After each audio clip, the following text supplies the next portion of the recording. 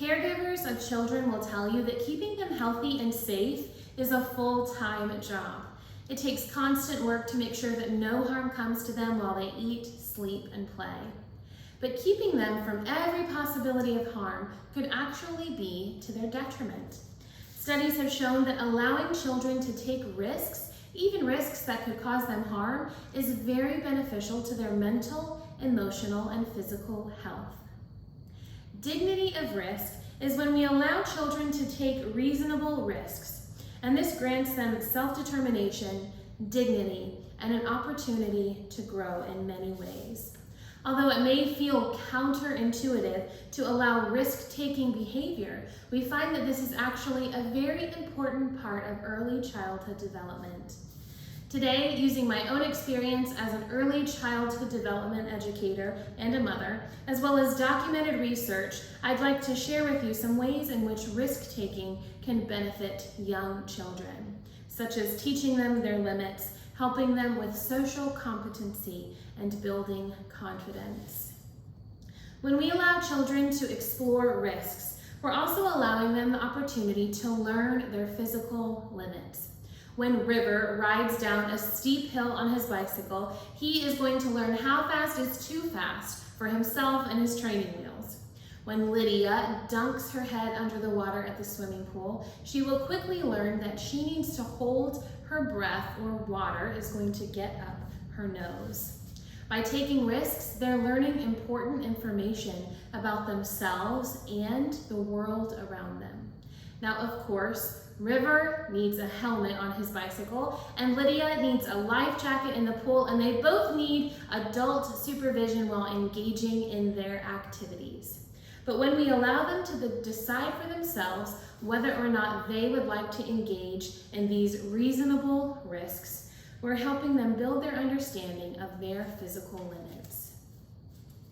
A study of rough and tumble play defines the phrase as play that involves running, jumping, wrestling, chasing, and fleeing with signs of positive affect. In other words, proof that everyone is having a good time.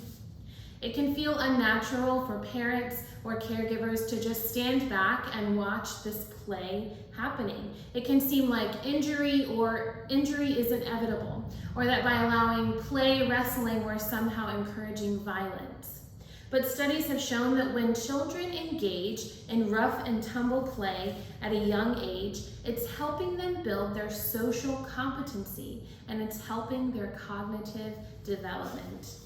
While our instinct may be to remove any possibility of harm or of injury when our kids are playing, when we allow this natural play behavior to happen, we're allowing chances for connections to form in the brain and a chance for physical, cognitive, and emotional growth.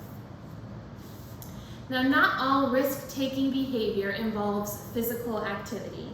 Have you considered breakfast to be risky? Picture this: every morning at breakfast, June's mom pours her a glass of milk. One day, June asks if she can pour her own milk. Her mom says, "No, I'm afraid it would make a mess," and they finish breakfast and move on with their day. Now, while June's mom is probably correct about making a mess, she also may have missed an opportunity for her daughter to learn a new life skill and to grow her confidence level. So let's reimagine this scenario. This time when June asks to pour her own cup of milk, Mom agrees. Now June does spill some milk, but in the end she is successful in filling her cup. And she is so proud of herself that when she goes to preschool that morning, she tells everybody what happened at the kitchen table that day. And during art, she draws a picture of a cup of milk. Not only that, but at home, she now asks if she can help with the different tasks that surround mealtime, like setting the table or helping serve the food. By allowing June to risk making a mess or wasting the milk, her mother also granted her the opportunity to grow in confidence and to learn a new life skill. Although we instinctually limit risks, like making a mess or wasting resources, when we allow children to decide for themselves whether or not they would like to engage in that risk, we're teaching them autonomy, and we're allowing them the opportunity to build confidence. A researcher in the field of early childhood development put it this way: beneficial risk is engaging in experiences that take a person outside of their comfort zone and include outcomes that may be beneficial to learning, development, and life satisfaction. As caregivers of young children, it is only natural that we should want them to be safe at all times.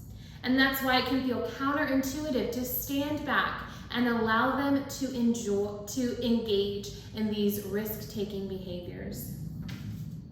But this is one of the many ways that we can sit back and allow these reasonable risks to take place. And when we do that, there are many ways that we can ensure the safety and well-being of the children, but by allowing them the autonomy and the choice to decide whether or not to engage in these risks, we are also offering them many, many opportunities to grow.